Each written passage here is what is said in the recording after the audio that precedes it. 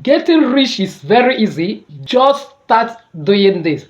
How to make excess profit and grow rich in 2024. By God's grace, in today's video, I wish to share with you with peculiarity of the situation around in 2024, what you need to do in order to amass lots and lots of wealth and be rich in this particular year, that you will become the epitome of what the Bible said. When others are saying there is casting down, you are saying there is lifting up. When others are saying there is hardship in the land, you'll be saying there is abundance.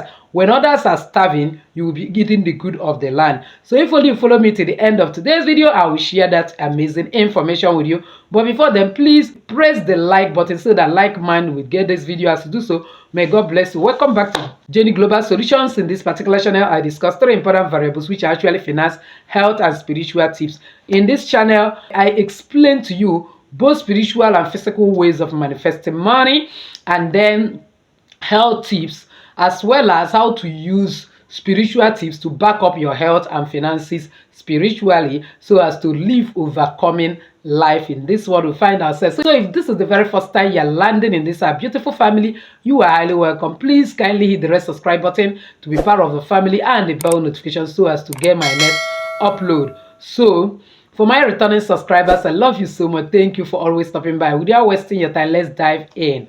The question is, how do you make money in the face of no job, low business downturn, economic backwardness, unemployment, fall in exchange rate, especially those that are in Nigeria, and all sorts of economic slump taking place?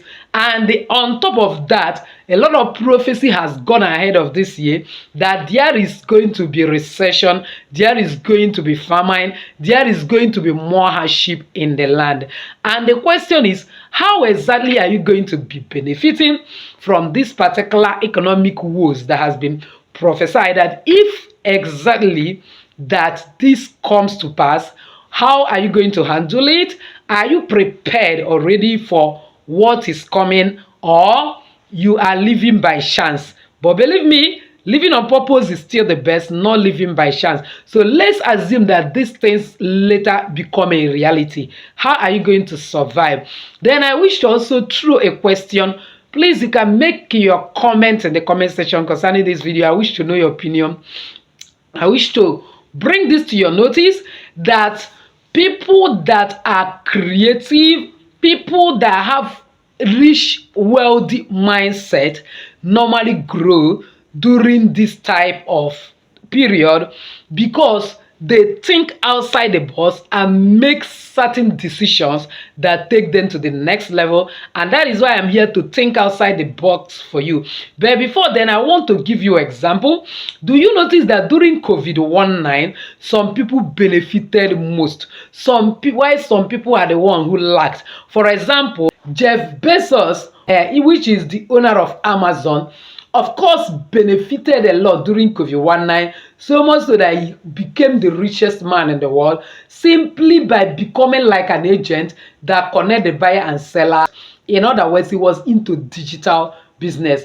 Is it invention of Zoom that we'll talk about? You remember that Zoom was invented during that COVID-19, and it happened that meetings were conveniently conducted in the office using that platform, even though there was no physical contact again to do the job. And the question is, how can you benefit from this? You can only benefit if only you can reset your mind, reprogram your mind, and take action based on what I am going to be teaching you. You know one thing, that economic growth of a country is actually measured by gross domestic product.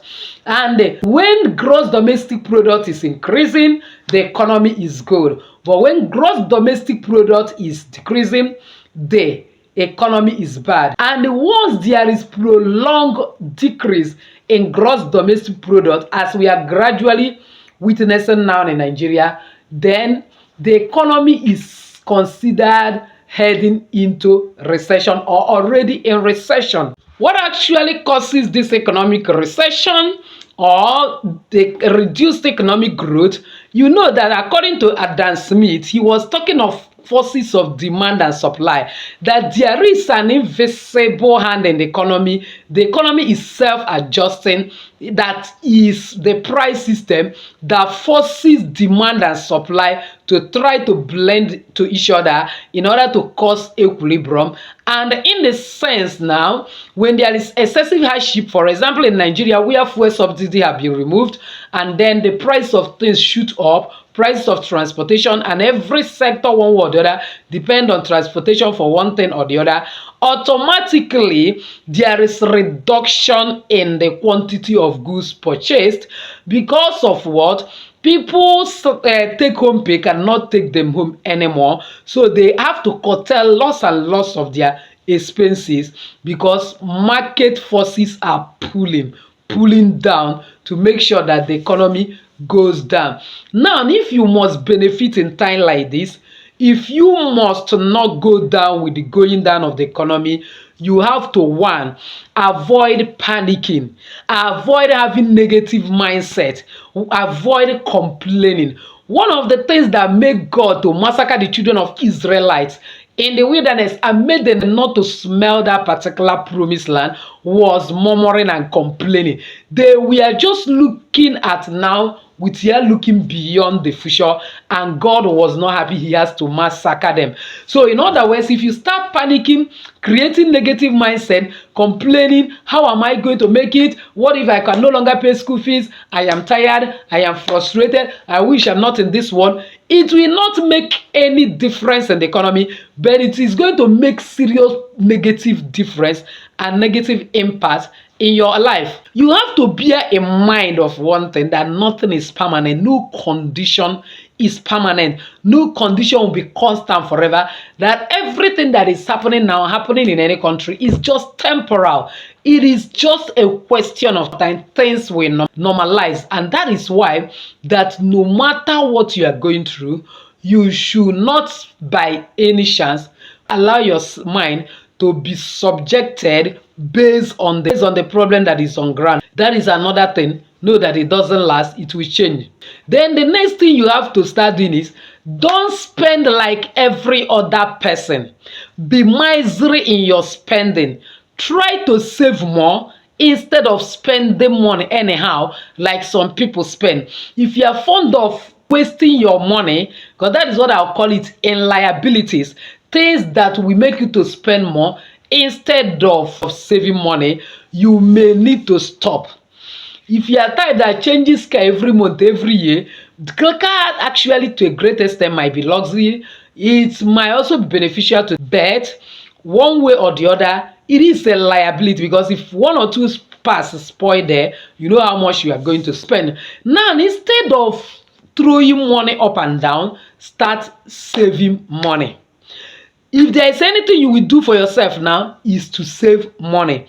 When you save money, you are going to build better financial muscle, and you will also be helped not to be in any form of debt during recession, because being in debt during recession, when economy pick up, it means that you are paying more. And if you have built up enough capital, take advantage of those that out of frustration because of what is happening, and they want to sell one or two of their assets, let's say land, they need money urgently to survive, and they want to sell land. Please try as much as possible to find yourself buying those assets, because once the economy improves, like I say, it's not constant, you will definitely sell them at higher amount of money, because that time that economy will improve, the same people that sold it will be desperate to get it back. You will sell it with much amount of gain. Again, you will notice that during the recession, that a lot of chaos happen in the family, drama happen in the family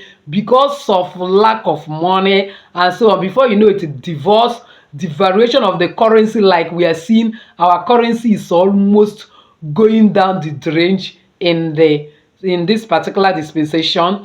And as a result of it, because of that separation one way or the other and some economic exigencies, there is always this tendency to sell properties, buy those properties if they happen to be assets, because it's going to benefit you so much once the recessions end. Make sure you take advantage of the collapsing economy and people desperately wanting to sell their properties and buy it at a very cheaper rate. And then when you buy those things at a very cheaper rate, one way or the other, those people that have gotten money will be tempted to be spending it in the economy, and the economy will bounce back.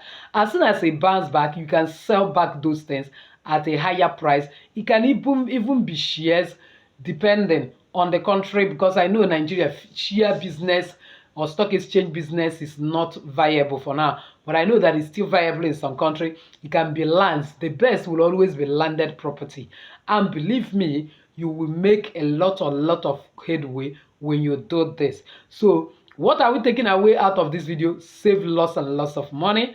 Try to see if there are people selling assets and buy. Avoid the liability, avoid unnecessary expenditure, and your life will fare better. So if you have not subscribed to this channel, kindly subscribe, hit the bell notification so as to get my next upload. Comment on this video, share it to everyone.